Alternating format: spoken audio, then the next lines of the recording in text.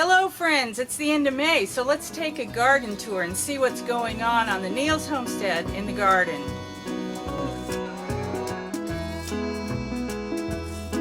I used to live in the country on a high lonesome hill, crow by day and by night the whippoorwill.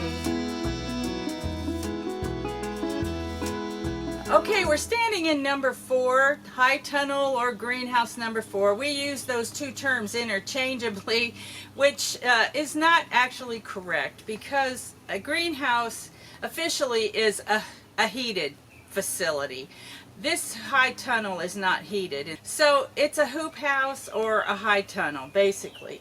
And what we've got growing in here is most of a row of Roma type, paste type tomatoes. The variety is called Health Kick.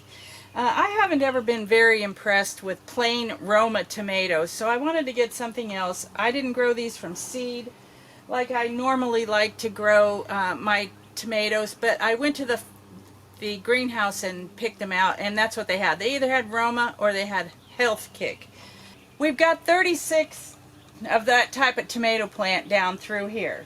They do need to be tied up here in the next few days. You can see that they're quite tall. They're holding themselves up pretty good, but stuff like this probably needs to be taken off, those lower to the ground suckers. And I'll probably take that off and trim them up a little bit and tie them to this cattle panel. Let's just skip over here and work our way down. Now, for several here, like 10 or so, I have a habanero type of pepper plant growing. Not supposed to be typical habanero hot. And I really like the flavor of the habaneros, but I don't really like the heat. It's too much trouble to deal with the heat. Next, these taller ones are kind of a frying pepper. They resemble a Marconi, but I don't think they're quite like Marconi. The Marconis weren't available to me, so I chose these instead. Here's an example of one that's getting pretty big. I'm not exactly sure how long these are going to get, but that's quite a ways from being ready, I believe. These are going to be long peppers that are not really skinny, but not round and like a bell pepper.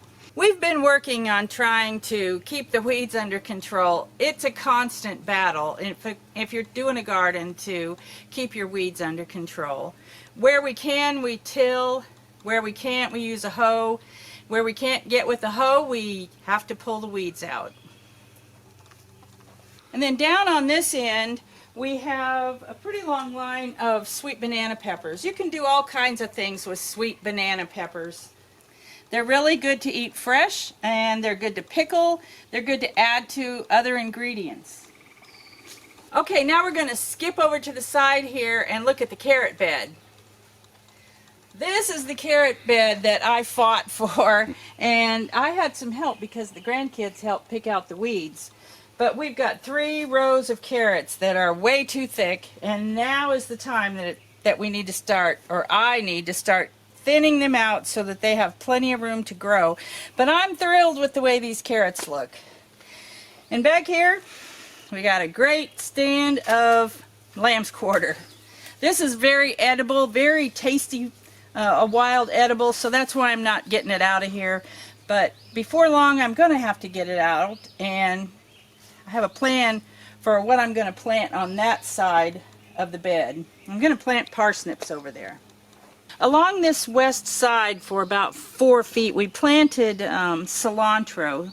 Our seed was pretty old. A lot of it came up, but I think there's a lot of empty spaces. I ordered some new cilantro seeds, so that's something you can plant over and over. Next, we have a pretty good patch of lettuce. Next, in amongst all of the grass, we have some pak choy. Looks like we need to do some more weeding in this area. The next section, we have a nice long, like 12 to 14 feet of beets. They're doing real good out here up against the wall. The ground might be more compacted because it gets wetter over there, and they're not growing quite as well along the outside edge. Here's a batch of radishes that are, They're almost done, I think. yeah. They're going to be getting too hot. And we've about eaten all of them, too. What I've been doing with the radishes is I just pull them up and use the radish itself in soup. It goes really good in a chicken soup. Pick some of this, pick some of the pak choy, some of the lamb's quarter, and maybe a couple onions. Makes a really good chicken soup. We've been doing a couple things with it. We make soup with it a lot, but we use the entire plant, including the tops. Well, Jeremiah sent to my house the other day some kimchi that they'd made out of the radishes. Just the chopped up radishes, and then also the chopped up top with a lot of different seasonings, kimchi spices and everything, you know, Korean type spices. You have to blanch the tops to get them tender enough to be good. It was real good. This is a little strip of pak choy. Pak choy is one of those things that you don't want to plan on being in that spot for very long because it grows to seed really fast. It was planted at the same time that these beets were planted and these radishes were planted, and these pak choy is almost done. A lot of it has been picked, but if anybody's going to use that, it better be picked pretty quick. And then we have a really nice stand of Swiss chard. I think we need to figure out how to use Swiss chard some more. Cook up some, I like to cook it just like spinach or add it to soup. I've had some frustration with spinach already this year because I've planted it twice. I think my problem is my seed is old, and I did order some more seed, but it's slow in coming. But this is where we planted spinach all down through here. Some has come up, but a lot of it hasn't. Old guy's on a green bean kick this year. He seems to be wanting to plant green beans everywhere. He planted them twice over in the east side of this high tunnel, and neither time did they come up the greatest. There are a few scattered out through there, but I think both times it was a little too cold. I can see all different sizes of them in there, so that means that they keep coming up. Here we've got 5 ground cherry plants, and they're doing great. They are actually making some fruit. You can see down in there. That's kind of exciting to me. It's not enough ground cherries to actually come out here and pick and do anything with, but it'll be a fun treat for all of us to come in here and pick a few. Okay, now I want to show you while we're here this strip of quite a few shishito peppers. My prized shishito peppers. I love them and I can't wait. Look at that magnificent shishito pepper. I can't wait until I get enough to make a meal, and I'm probably going to pick that and see if I can find some more. He's got a row of green beans planted fresh here that haven't come up yet. And then from the ground cherries on, he's got more green beans planted. Now we're at the end of the shishito peppers. We've started having eggplant. This is called Orient Express eggplant, I think. It's a long purple eggplant.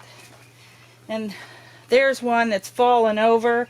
I think I probably will try to find, get some bamboo stakes out here and tie those up. Eggplants will usually hold themselves up, but sometimes if they get any kind of adversity, they will fall over pretty easy, and so I don't want that to happen.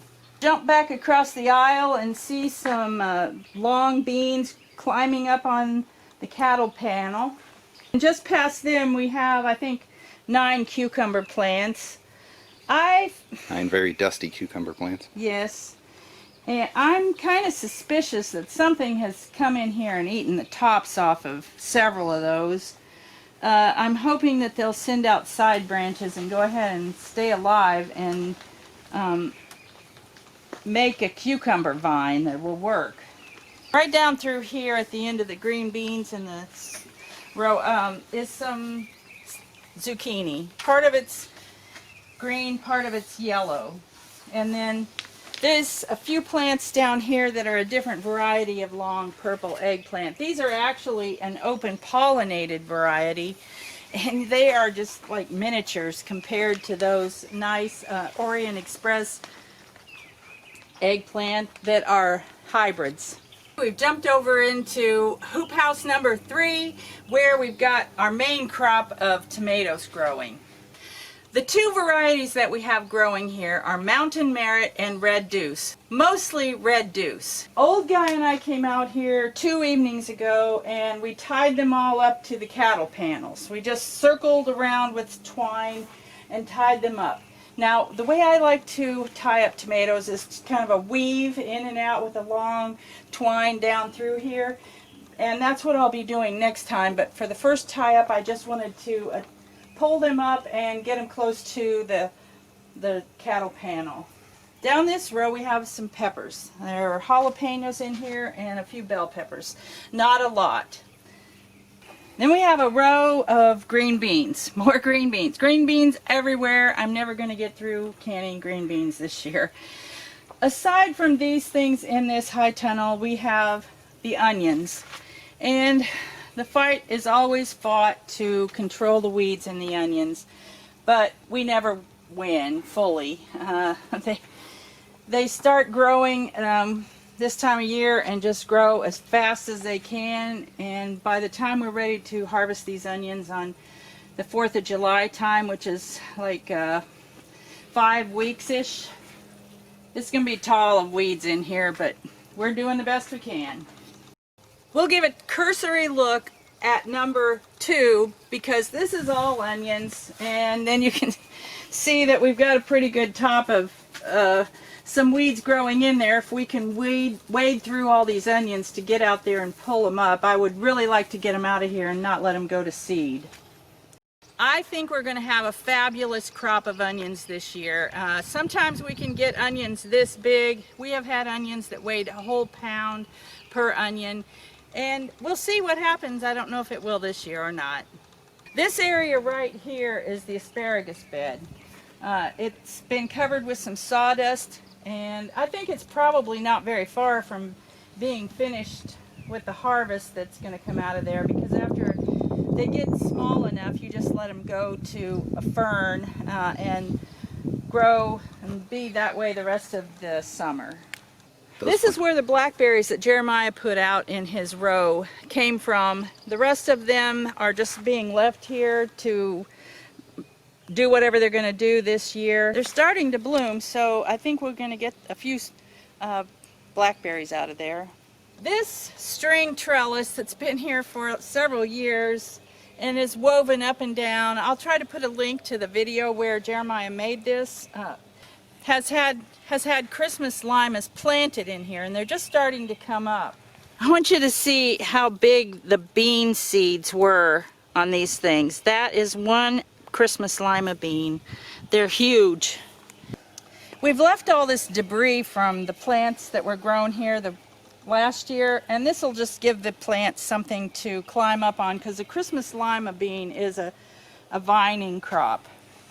Now right over here is a pretty good crop of sugar snap peas that are blooming, and I sure hope we get some. That's not a real thick crop. We've got a few holes in there, but I really like some sugar snap peas. So these are some of my shallots that I'm growing this year. This is the second year I've grown some. I got just a few bulbs a couple years ago. So I'm in the process of multiplying them. I've got more elsewhere too. And this is the elephant garlic that I have planted outside. It's in the process of making scapes. We've been eating these things, and I'm about to the point I need to pretty much pick all of them off now, because they'll start stunting the production of the garlic. On the end I have some regular garlic that kind of didn't do as good as I'd hoped this year. Then I have a bunch more elephant garlic in this house over here. We call this the garden house. I planted these in October, so they overwintered in here, and I feel like they've done quite well. A lot of garlic. This has been, I think this will be the 4th or 5th year that I got a little bag of elephant garlic, started growing it, splitting it, multiplying it, and hardly ate any. This year I'm going to be able to eat pretty much all the garlic I want. Well, this is the garden patch, and this garden patch is so disappointing to me. And the reason it is because it just has a tendency to stay too wet. It wants to flood. We planted our broccoli and our cauliflower in here. This is an example of our broccoli. It's just really stunted. Now the lettuces that I've been picking, outside leaves on that, they haven't done too bad, but any kind of brassicas that were grown in here have done awful.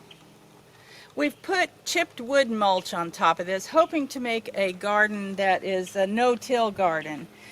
But because it's been flooded too many times, the ground is just too oxygen deprived and stuff doesn't want to grow in here very well. We're thinking about reworking this little garden patch. I don't want to just throw it away and waste it, but we're not absolutely sure, and we're working on a little plan on what we're going to do. Now right over there is our 4 hog panel hoop that we planted gourds on before, and I think we're going to plant some lima beans in there, and I want still, after 2 years trying to do this, I want to plant some summer lettuce in there and let the lima beans offer shade. Okay, we've come out to the potato patch, and we are so proud of our potato patch. They've been healed up twice, and I want to heal them up again, but Go ahead. It's been really rainy. Everything's muddy again. So they're blooming. I would like to get at least one more hilling in here if we can in the next few days. I think we're supposed to have some dry days. But look at that potato crop. I mean, we don't have potatoes yet, but look at the potato plant crop. Well, we've got these 2 rows of black plastic, and in the north one we've planted our sweet potatoes, and I think they're doing pretty good. They aren't growing as fast as I want them to, but maybe that's just the way they do it. I haven't grown a lot of sweet potatoes in my life, but I think that once they get started, they will take off. And then in the second row, we've got okra planted. Now these were okra plants that were put in here, and they are spaced 18 inches apart on one side of the plastic and then alternating 18 inches apart on the other side of the plastic. This is the way I've grown okra for many years, and I think they look great. And finally, we're going to show you our corn crop. This was planted like a week ago, and it's starting to come up, and it's coming up really well. Well, I'm satisfied, tickled too. Next thing you know, we'll have to be Just to cultivating be it, with try to get the weeds out.